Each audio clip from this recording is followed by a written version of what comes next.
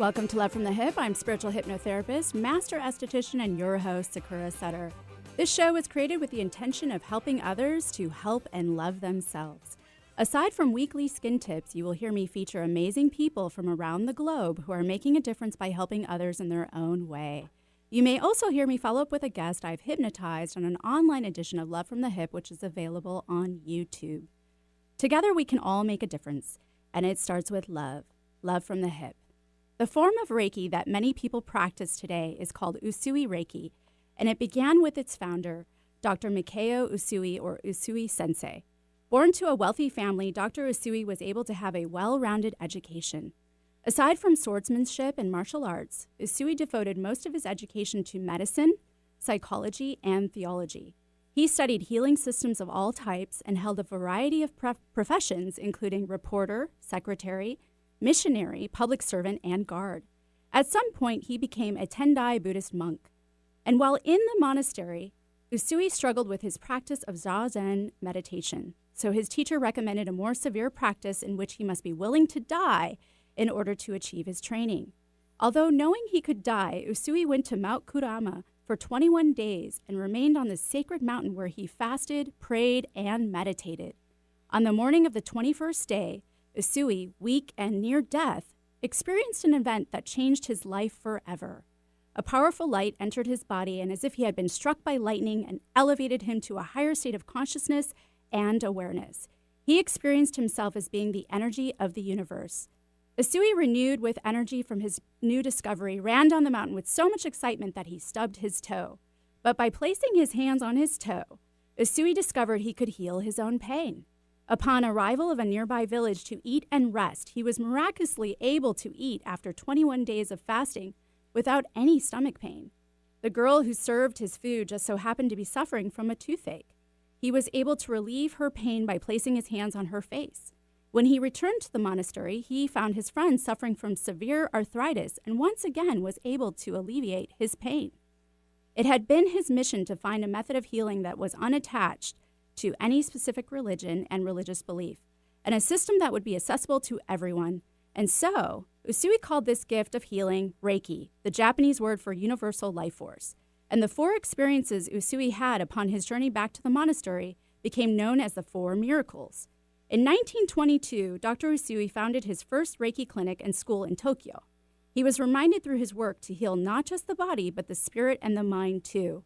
He taught 19 major students. His fame spread throughout Japan, and he became honored with a doctorate by Emperor Tenno. He had more than 2,000 pupils by the time of his death in 1926. Among the Reiki masters he taught was Dr. Chujiro Hayashi, a former naval officer. Dr. Hayashi, who set up a Reiki clinic in Tokyo, is credited with further developing the Usui system of Reiki by adding hand positions to cover the whole body. He also refined the attunement process. Using his improved system, Dr. Hayashi trained several more Reiki masters. Among them was a woman named Hawayo Takata. Mrs. Takata was a Japanese-American woman who, while in Tokyo in 1935, became very ill, suffering from appendicitis and a tumor. In need of immediate surgery, Mrs. Takata heard a voice come forward that said surgery was not necessary. Even while being prepped for surgery, she heard the voice again tell her surgery was not necessary and to ask. So she asked her surgeon if there were any alternative treatments that he knew of, and he told her of the Reiki clinic run by Dr. Hayashi. Madame Takata had never heard of Reiki, and although skeptical, she saw Dr. Hayashi regularly and became completely healed in 4 months. Astounded by Reiki, she wanted to learn it herself and bring it to the States. This, however, was against all traditions, but she eventually persuaded Dr. Hayashi and studied under him for 12 months, learning Reiki 1 and 2. In the summer of 1937, Madame Takata brought Reiki to the Western world and set up shop in Hawaii. In 1938, Dr. Hayashi visited her and made her a Reiki master. And at the beginning of 1940, Japan was close to war with America. Dr. Hayashi was aware that he would be called upon to fight, so as a man of healing and peace, he precipitated his transition. After he declared Madame Takata his successor and secured the future of Reiki, dressed in traditional Japanese attire, he simply laid down and his spirit left his body. Madame Takata made changes to her Reiki practice and continued to practice and teach Reiki for many years. When she died in December 1980, she had attuned 22 Reiki masters. It is thought that Dr. Usui may have actually rediscovered Reiki, a laying of hands to heal thought to be used by Buddha, Jesus, Inmu, and the Atlantis.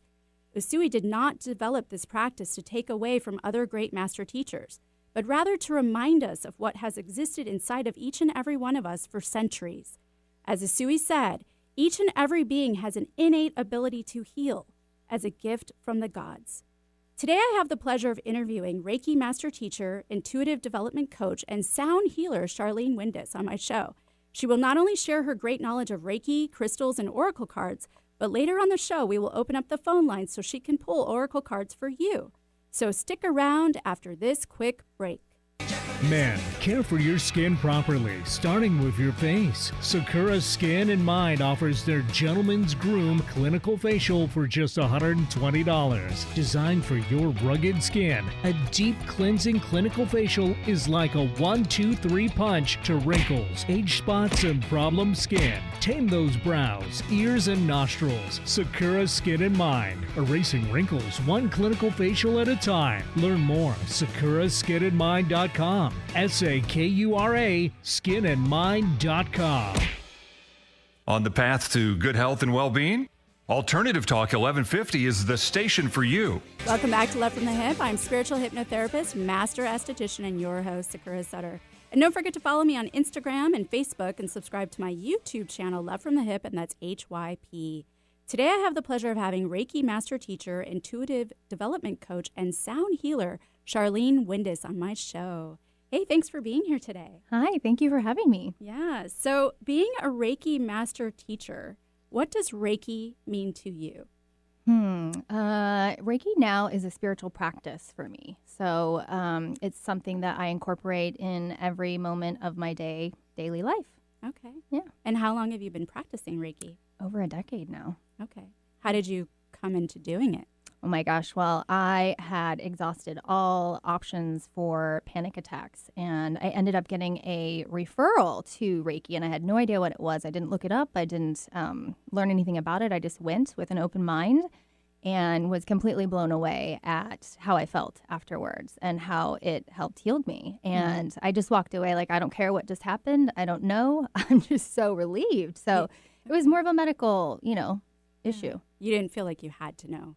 No. I was so in need that I think I was just wide open to absolutely anything. Okay. Yeah. And so do you know how many sessions you had about until you started to feel better? Oh, I mean, immediately I had relief from the first session, but I would say 3, and then they just kind of disappeared. I mean, I still had underlying anxiety, but the panic attacks were gone. And I thought, oh my gosh, how did she do that? And I asked her, and she's like, oh, I teach this too. And I thought, oh my gosh, you can learn this?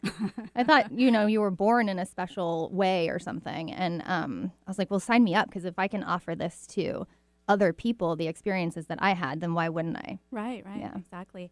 So can you explain for my listeners, because you are a Reiki master teacher, what attunement is? Sure. It's a ceremony. It's a process of flushing the energy field, attuning you to higher vibrations, and going in and basically turning on and cranking up your palm chakras, your heart chakra, your crown chakra. So it's really just a time to go in and attune you to a higher frequency so that you can run energy through you. Kind of like when you're dehydrated, you can't, you don't work the same physically. Same thing with spiritual or energetic modalities. You need to kind of like tune up and flush out and turn on. And we all have chakras. We all have energy centers inside of our body. So that's what you're working with in a attunement ceremony. Okay. So I have 2 questions then. So the attunement then is part of the process as far as becoming a teacher, or is it also a part of the process in learning Reiki in general? It's both. Yeah, absolutely. And then chakras. So chakras are a big part of Reiki. Yes. Can you explain that for my listeners? Yeah, sure. So we're mainly working with the palm chakras to turn them on. So they're energy centers that receive, store, and emit information and energy, frequencies and vibrations. So you also have major chakras throughout the body that govern certain categories of your life. So when you're doing Reiki, you're working within those energy centers, and you're able to sense things or remove blockages or clarity, or just get more insight into categories of the life based on the chakras, but also how open the heart chakra or the crown chakra is, and if you can actually even run energy through those energy centers. So sometimes we're closed off due to trauma or belief systems, things like that. And energy Reiki can go in and help open that up a bit. Okay. Yeah. So when you're seeing stuck energy or feeling stuck energy, there's an issue there. Yeah, absolutely. Okay. Yeah, and we all have issues. So Right. Nobody's it's just a perfect. matter of where and what, right? Right, Yeah. exactly. Yeah. So what happens typically for most people after an attunement? I try not to have any expectations with it, but it really depends on the health of the person when they come to class. So if they are fairly balanced physically, emotionally, spiritually, then they may have like an awakening or an opening, or they'll feel expanded. If you're not healthy in one of those categories and you get an attunement, you could have some downtime, physical healing. There could be emotional things that open up and you need to process them and get some help, things like that. So it just really kind of depends on where you're at when you're coming into it. If you already have like a meditation practice or you set aside time every day to work with yourself spiritually or energetically, then you're going to have a much more easier transition into being attuned for sure. But if you come in with none of that, it can feel different. You know, you may not feel it at all, or you may have issues where, you need to take some time off to reflect on what was opened up. Okay. And how many attunements are there? I do a set of 4, 1 per class. Okay. So for the levels that I've broken it down into. But there's several attunements within the attunement. And some teachers break those up over a course of a few days, but I'll do them all in one day. Okay. Yeah. Okay. So what happened to you after your first attunement? Boy, I just felt like all of my sensory systems were super cranked up, my inner senses. So it was like I had always felt things or just kind of noticed energy, but I didn't have a vocabulary or a reference point for even what that was. And after Reiki, I was like, oh, I can feel things, or I know things, or I hear things, or I see things that maybe not everyone is looking at or is noticing. So it was sort of like those really cranked up. Okay. Yeah. So do you think Reiki then kind of was that bridge to allow you to step back into the gifts that maybe you presented as a child? Absolutely. I mean, I never thought of them as gifts. I guess I thought of them as coming into awareness or remembering, or sort of just kind of turning back on my spiritual energetic self, because we all have access to those inner clair senses and all of that wonderful stuff. Right, that we end up suppressing as a child. Yeah, but I would say it definitely gave me permission, and it also gave me guidance on how to start accessing and using that in my daily life, instead of just thinking, oh, that's a coincidence, or that was a synchronicity, or maybe I did feel something, but I didn't see it. And so it really just opened me up, but I was also seeking that. So I think you also have to be in that mindset when you're going in, or you may not see what I saw. Okay. All right. So, well, I hate to interrupt you, but we're going to have to take a quick break. So everyone stick around. And remember, if you have a quick question for Sharlean for a mini oracle card reading, feel free to call 1-888-298-KKNW or 425-373-5527 after this quick break. Experience. One word that can mean so much, especially when it comes to working with a realtor to buy or sell a home. The only thing better would be to have an experienced team guiding you through the process. Hi, I'm Beth Phillips York. And I'm Ray York. Together, we own the York team, part of Keller Williams Real Estate. We are here to help you with your next property transaction. I have over 14 years of experience selling local residential real estate, investment properties, and homes just like yours. I'm also known as the Ghost Broker. Over the years, I've managed several residual energies at the properties we've represented or sold to clients. So if you need that service, I can help you as well. For my part, I have worked many years in new construction, land development, and with builders. Combined, Beth and I make for a powerful team on your side. So put our wealth of experience to work for you. Selling a home? Get a free property evaluation and market analysis with the York Team Real Estate. Buying a home? Let the York Team Real Estate exclusively represent you and your interests. Log on to YorkTeamRealEstate.com. That's YorkTeamRealEstate.com. Is your tween starting to experience a change in their skin? Want to get them on an easy at-home routine and have good skin hygiene? Allow Sakura Skin in Mind to help your tween out. This brief, deep cleansing and educational 35-minute facial is just enough to get your tween, ages 10 to 12 years old, started off in the right direction. Sakura Skin in Mind uses the latest in the clinical skincare industry to care for your tween the right way for just $65. Sakura Skin in Mind, treating skin out there with an ounce of treatment and a pound of protection. Call 206-730-7429 or go to sakuraskinandmind.com. If you're planning on building a home or a major landscaping project, you'll want the team of Stone Resources on your side. Safely, effectively, and correctly working with our unique terrain requires local knowledge and environmental care. For 21 years, Stone Resources has been making sure their customers' biggest investment is on solid ground. Trust your next earth-moving project to Stone Resources. Call 425-754-6792. That's 425-754-6792. Stone Resources. We make the earth move. And remember, if you need dirt or have dirt to get rid of, you can call on us. 425-754-6792. Bringing good vibes to the Puget Sound and the world. Alternative Talk 1150. Welcome back to Love from the Hip. I'm spiritual hypnotherapist, master esthetician, and your host, Sakura Sutter. Don't forget this show airs right here on KKNW every Wednesday at 2 to 3 p.m.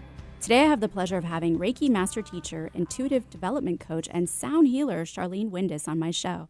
And remember, if you would like Sharlean to pull oracle cards for you, then call 1-888-298-KKNW or 425-373-5527. So, Sharlean, I wanted to ask you, why do you think your gifts presented themselves at such a young age when you were a child?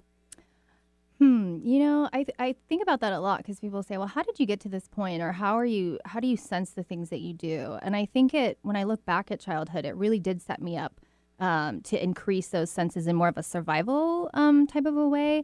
So I kind of raised myself. We moved around a lot. My mom wasn't always available and she was sick or, things were happening. And so I had to cook my own food, when I was 5, and I had to figure out, how to get dressed and do all these things at a really early age, but you're sort of in survival mode. So it activates these instincts that we all have, these inner senses to survive. And so I think it strengthened all of those like street smart senses and clair senses and all of that much more than had I grown up in a, stable environment or something like that. So then what made you suppress all of your clairs as you were growing older? I don't know that I ever did. I just never had a reference or anything that was relatable to how I was feeling. So I think I did always have like very sensitive feelings and sensations, not in a like emotional way, but I just felt things a lot more than the average. And then it developed, I think, into anxiety. So that was sort of the stem of the anxiety, was feeling so many feelings that weren't all my own or sensations and energies that weren't just mine. And when I got old enough to figure out that, oh, those are other people's, or that's the energy of a room, or somebody just had a fight in here and I walked into the room and now I feel this energy. So, I was like, oh, I'm just feeling life. Right, exactly. A little extra than maybe normal, But as they developed, they, of course, and as I purposely developed them, they got much, much more intense, but also controlled. Okay. Yeah. And then Reiki allowed you to clarify a lot of those. Oh, huge. That was basically the door opener. Yeah, for sure. So how did you move into teaching Reiki? Oh my gosh. Well, after, studying for so many years and doing clients for so many years and working with that modality, I just thought, what, I feel like I've gone through enough experiences now that I can share it. I've always done that. That's always been my role, I guess, in life. It wasn't something I thought about. It was more innate. And so anytime I would figure something out that was a challenge or a struggle that I overcame, I would figure out how I could share that. Okay. And I've always been in a position of service providing in terms of my job. So it was very easy for me to translate and relate that over to what I was already doing. Okay. Yeah. So can anyone learn Reiki? Anyone. Yeah, absolutely anyone. And how many levels are there in Reiki training? I separate them into 4. So I do one on alone, and then level 2 alone, and then level 3 alone, and then level 4 is if you want to be a teacher. And most people teach 3 and 4 together for a Reiki master. That's what Reiki master means, is that you can teach it or attune others. But I separate it because I often find that a lot of people want to learn and feel the attunement process and heighten their frequency, but not necessarily learn all the teaching part, which is meditation and how to hold space for a whole class and the integrity of a group's field and things like that. So people don't often want to take on that responsibility. Right. No, yeah, definitely. And what types of students usually come? Oh my gosh, I have been really surprised at the wide range. I kept a really open mind about what I was going to attract. And I really did, in my mind, want to reach people who wouldn't normally ever come to Reiki or think about it. And I felt like I was doing that in my practice when I was doing facials and other things with skincare. And I thought, you know what, I want to make this relatable for everyone because it's all something we can possess inside. We can all turn on our field and crank things up and start using our intuitive senses. And Reiki is just one amazing way to do that. But I noticed that you can do that with many modalities. Right. It's just one sort of avenue you can take. Okay. Yeah. And speaking of different avenues, it looks like we have a caller. Oh, okay. So maybe we can switch gears here for a moment since you have this is all your fun. oracle cards ready and waiting. Okay. So let's take Katie from Seattle. Are you there? Yes, I am. Hi, Katie. Thanks for calling. Oh, thank you for having me. Yeah. What is your question for Sharlean? Well, I think basically for me is what my next stage of career should be or will be. Okay. All right. All right. Katie from Seattle.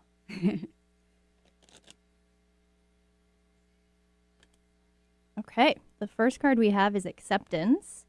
I'm gonna do two more, and then I'll elaborate just a little bit more. Sure. Okay.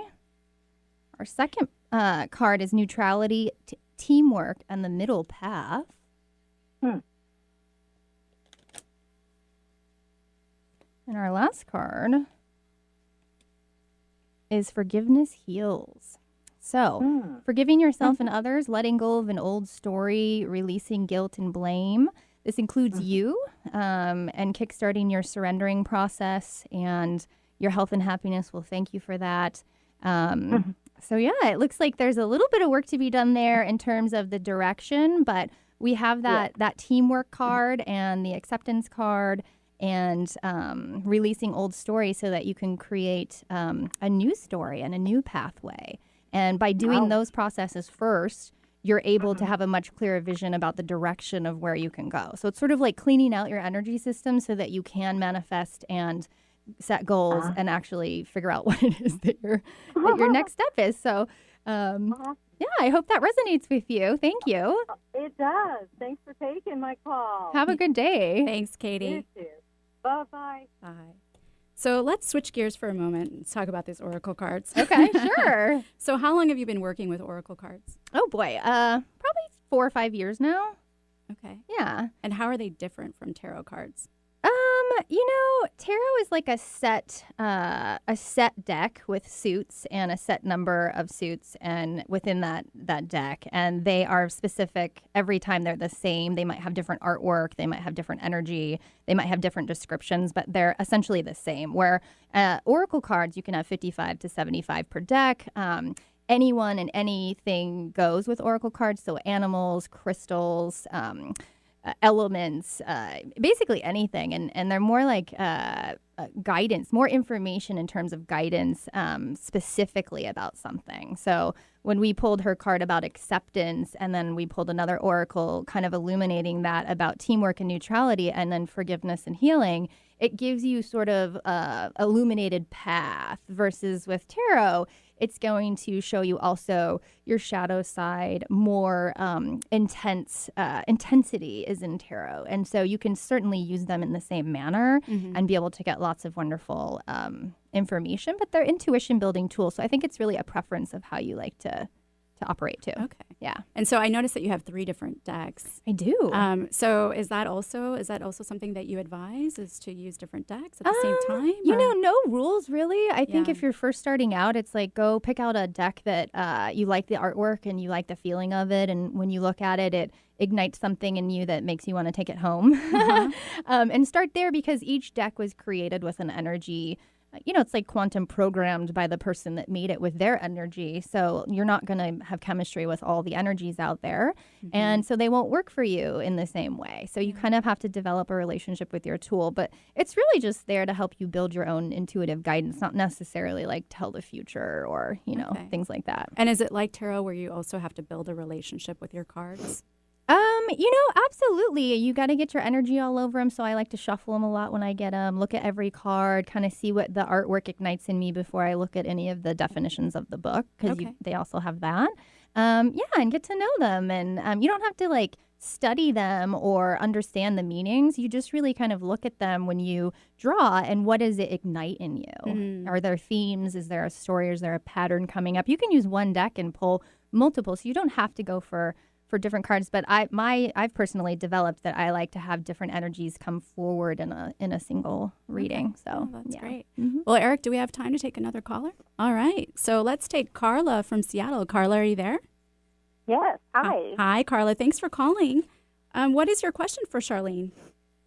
I was wondering if you could tell me if there's maybe a message that I should be paying attention to for my children. I've got a couple of them kind of doing some med management, and I feel like I'm in this like mode of transition with them, but I feel like kind of spiritually there's like an element I'm missing that maybe I need to be kind of more focused on. Ooh, that's a good one. All right, let's see. All right, the first card that we have come up is Healthy Boundaries. Okay. The second card is Dream and Charm. And the third card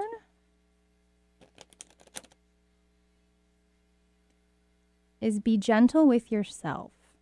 So this whole reading is all about taking your foot off the gas, not pushing yourself so hard, allowing some time and space for all of this to take place, taking a break, renewal, and being gentle with yourself as a mom for sure, and knowing that you're doing such an amazing job. This card right here, the little meaning says that you are a treasure. So you're very aware and you're doing everything that you feel is healthy for them. And with the boundary card coming up and the dream and the charm card, it's just about setting limitations and making sure they understand what those boundaries in your home are, and boundaries for school and for friendships and relationships. So making sure that they're aware what yours are and how you operate, and then making sure that they have time to dream and be fun and not get caught up too much in, what's going on with them in terms of the medication, and creating space for the family to talk about their dreams and express dreams and talk about what those mean.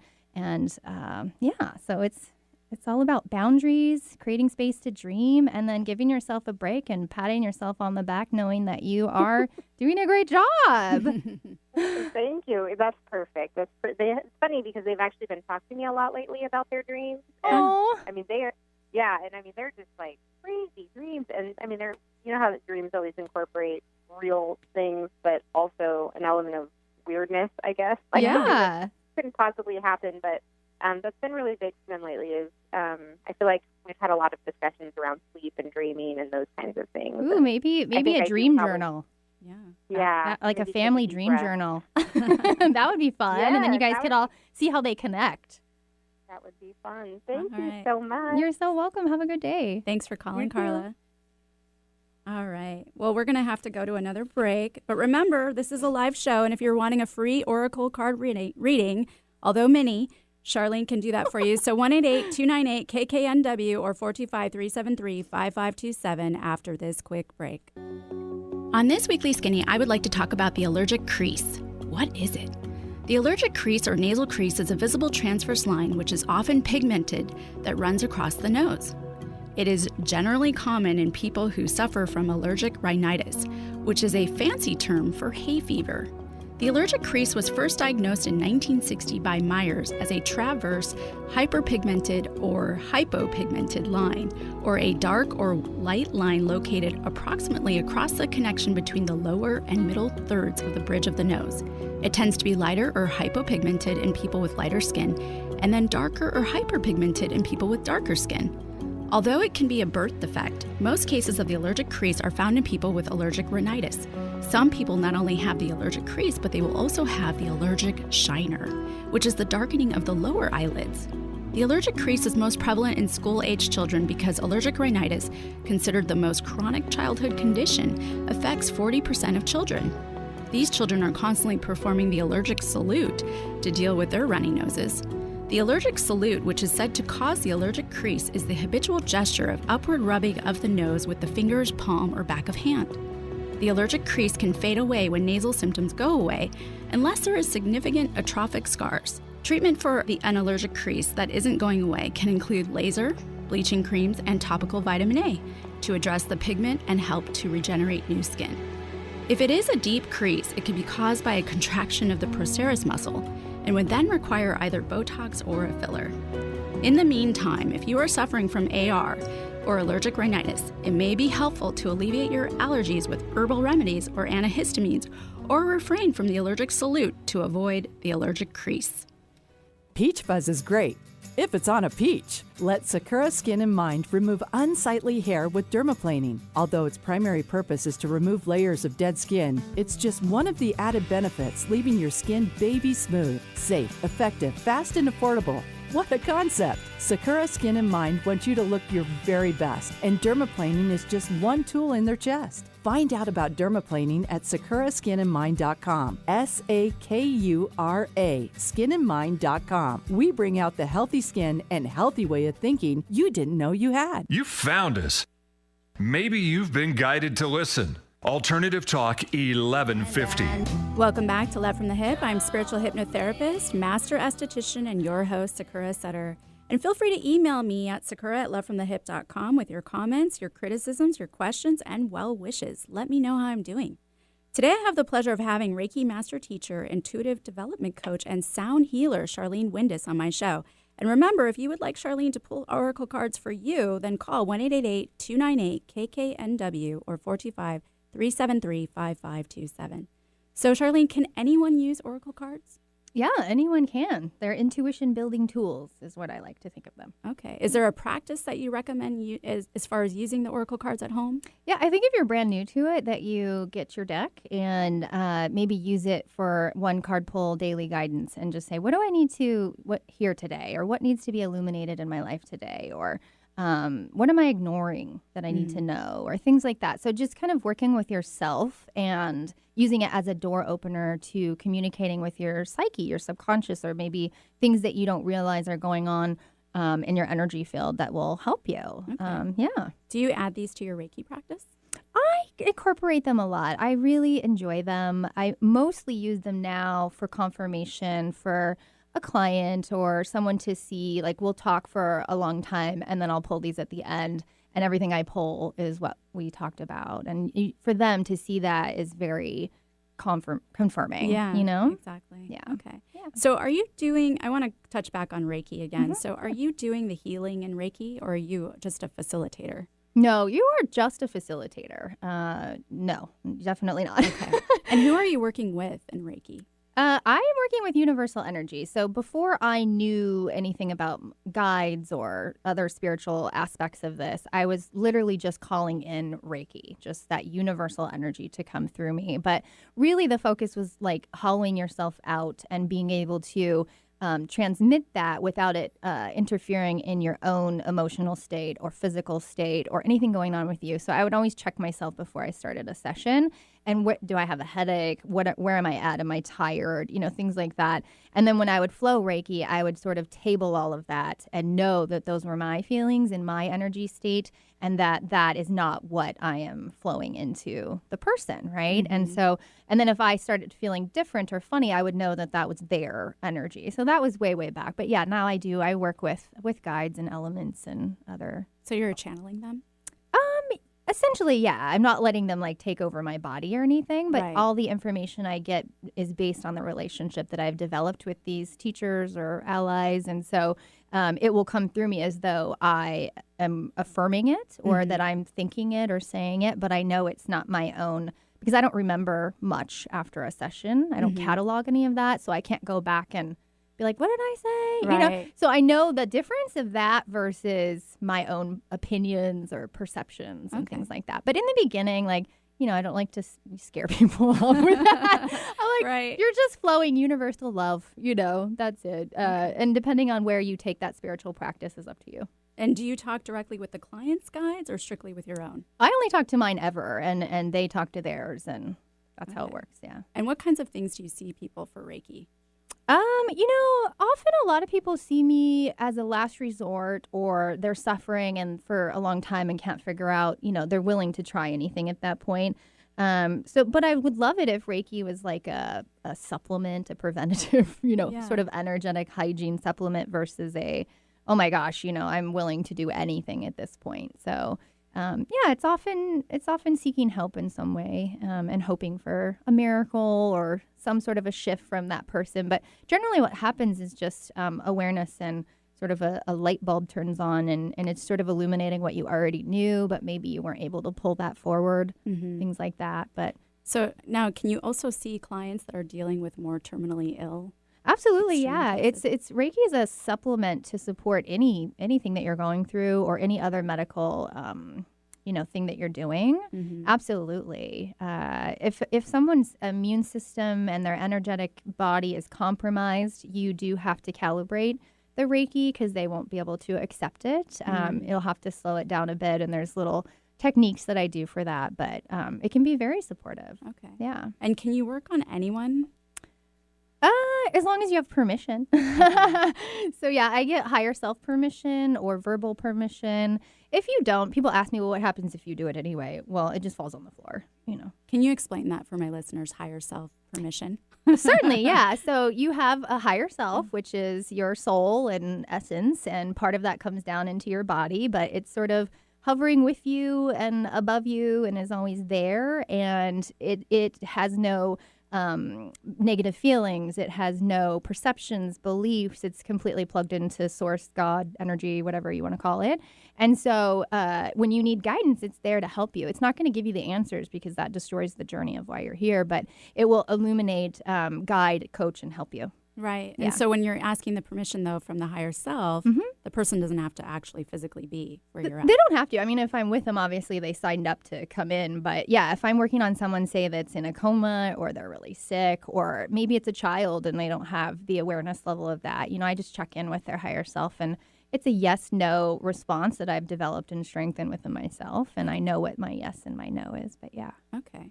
So let's talk about remote Reiki. Sure. That's something that you also practice, correct? Yeah. So how does that work if you're supposed to be laying your hands on people?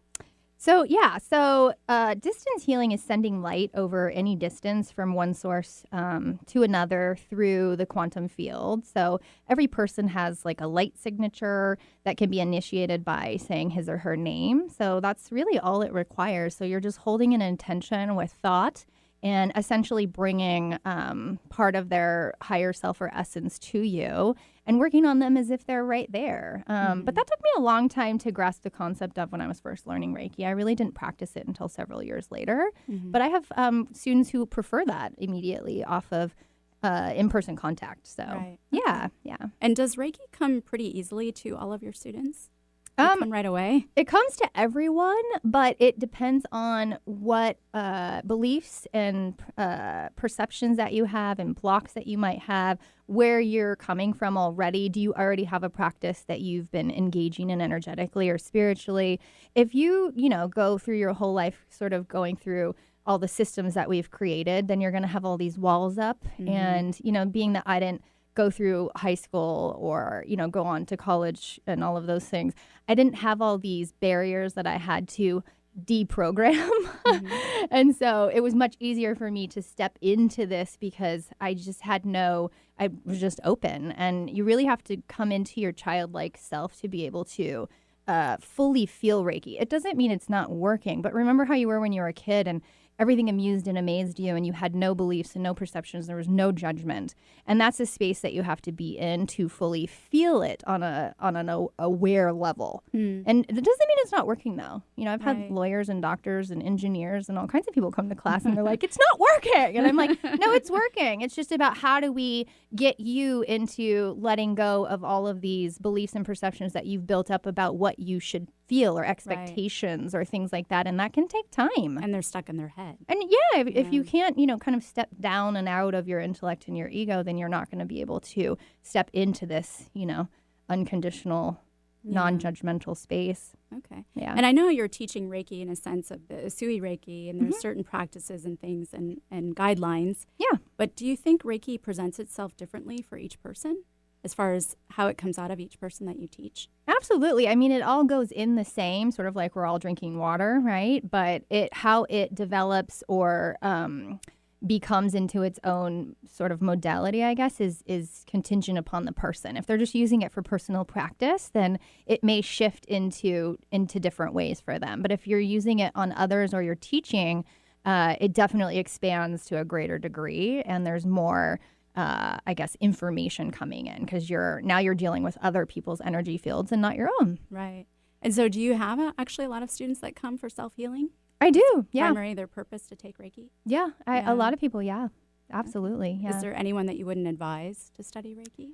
I would say if you're really ill or you have a medical condition or an emotional, condition where you feel really unstable physically or emotionally, it would be better before having an attunement, which opens you up and can sort of make things worse, essentially, because it's going to bring forward more of what you're already experiencing to be healed. That maybe there's therapy and meditation or whatever your practices are that are spiritual that you do a little bit before and get yourself more stable before you come in for an attunement. Okay. Yeah, that makes sense. Yeah. Well, we're going to have to take a quick break, so everyone stick around for more Love from the Hip. Experience. One word that can mean so much, especially when it comes to working with a realtor to buy or sell a home. The only thing better would be to have an experienced team guiding you through the process. Hi, I'm Beth Phillips York. And I'm Ray York. Together, we own the York team, part of Keller Williams Real Estate. We are here to help you with your next property transaction. I have over 14 years of experience selling local residential real estate, investment properties, and homes just like yours. I'm also known as the Ghost Broker. Over the years, I've managed several residual energies at the properties we've represented or sold to clients. So if you need that service, I can help you as well. For my part, I have worked many years in new construction, land development, and with builders. Combined, Beth and I make for a powerful team on your side. So put our wealth of experience to work for you. Selling a home?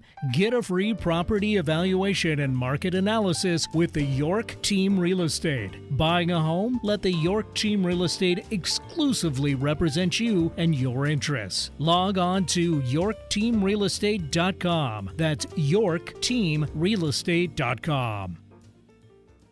Your skin is your body's largest organ. Care for it properly, starting with your face. Sakura Skin and Mind offers several clinical facial treatments to help stimulate collagen production, eliminate toxins, boost circulation, and deeply cleanse. See a new you in your mirror. Clinical facials range from $90 and up. Do your face a favor. Sakura Skin and Mind, erasing wrinkles one clinical facial at a time. Learn more, sakuraskinandmind.com. SAKURA skinandmind.com.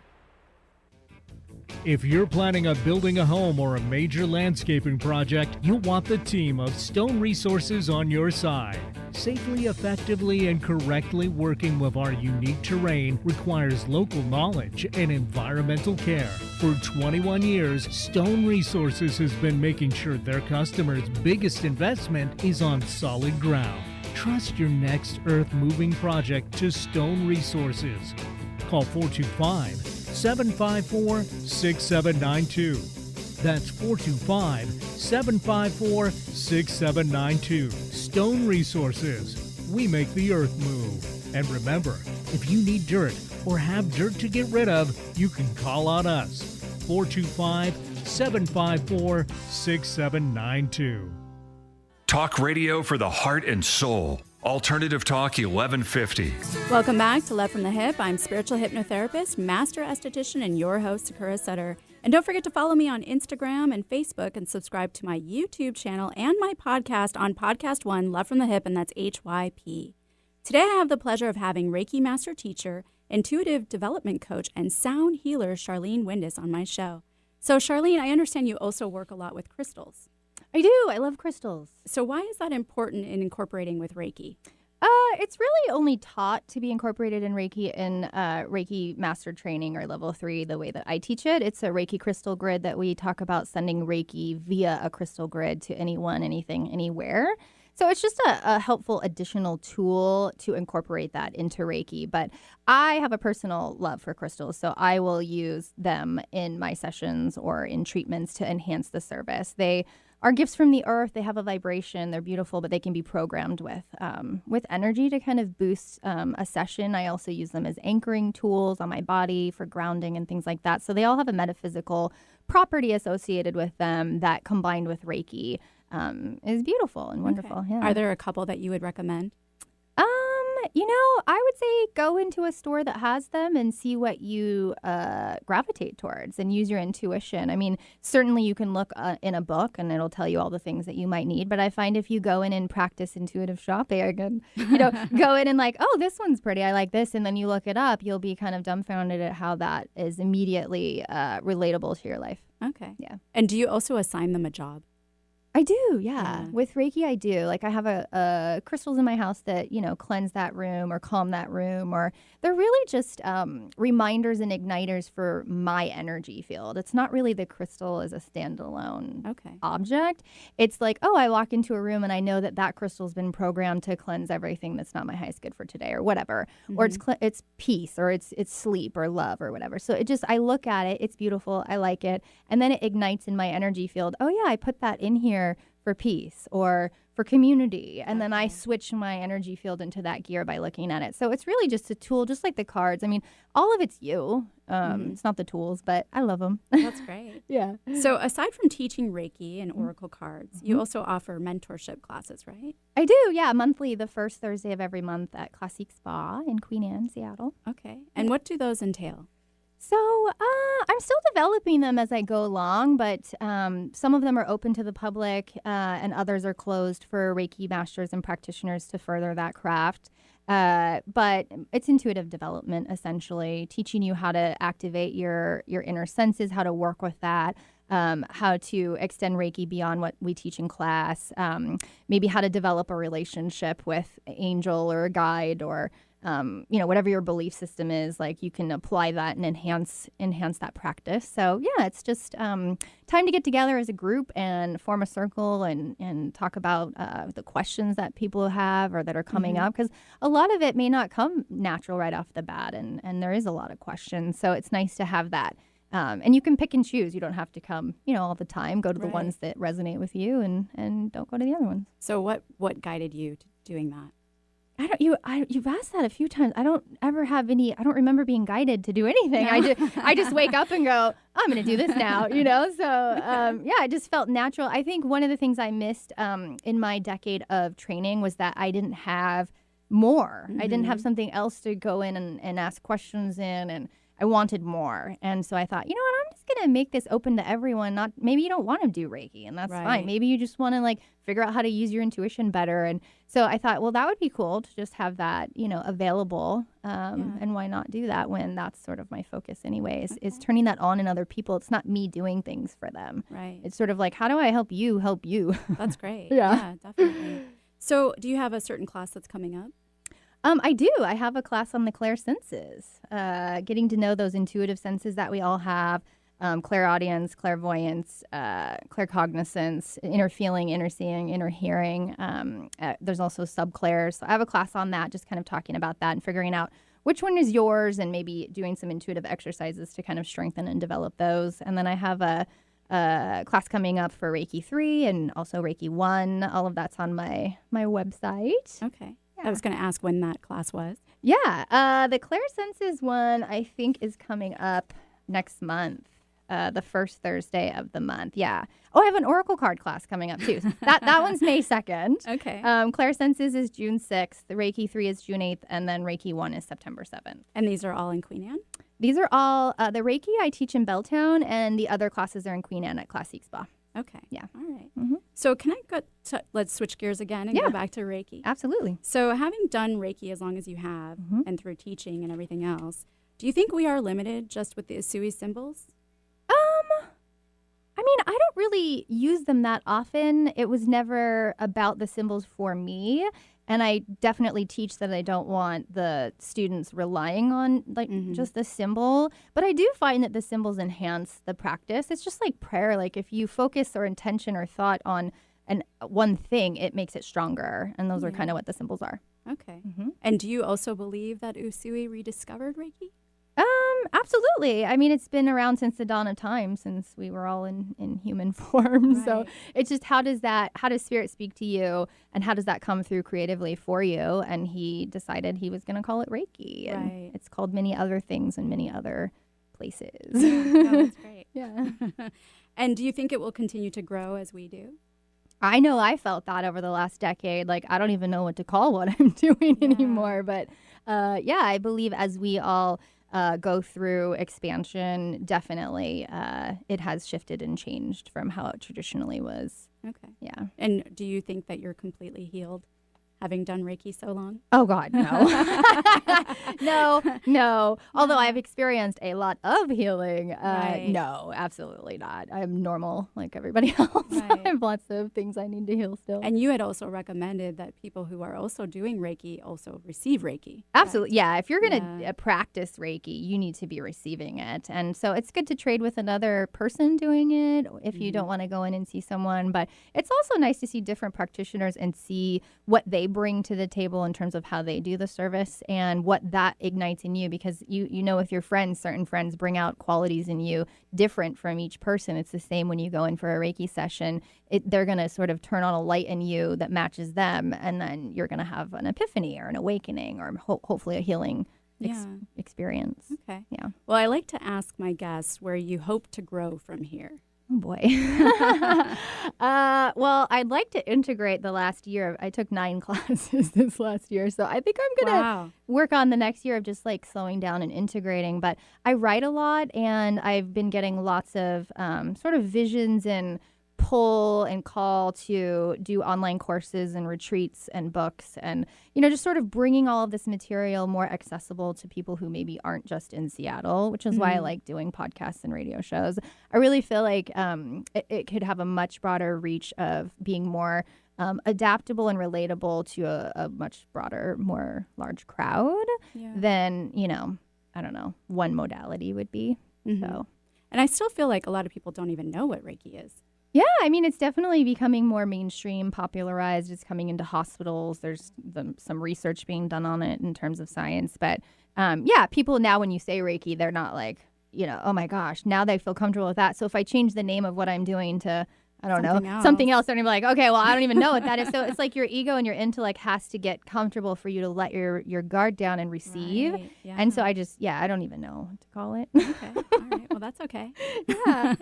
I know she's great. And I have to say, although I'm asking her all these questions about Reiki, it's really for you guys, the listeners, because I've actually taken classes with Sharlean, and she's amazing. Aww. So if you are looking into taking classes, I do recommend her. Thank you. So, and speaking of, how can my listeners find out more information or book a session with you? Sure. They can go to my website, SharleanWindus.com, SharleanWindus.com, and everything is there. And social media, I have all that on there too. So Instagram, Facebook. And you are also offering Reiki sessions in Queen Anne? I am, yeah. I do sessions there as well, yeah. And where again? Classique Spa. All right. Well, that's wonderful. Well, thanks again for being here today. You're welcome. Thank you for having me. Yeah, it was wonderful. And thanks again to Eric, my super duper producer. And thank you to the listener. You can find me at lovefromthehip.com or sakuraskinandmind.com. You can also follow me on Instagram or on Facebook and subscribe to my YouTube channel, as well as my podcast on Podcast One, Love from the Hip, and that's HYP. And if you really love the show and are interested in supporting it through advertising, or you have any questions or comments, feel free to email me at sakura@lovefromthehip.com.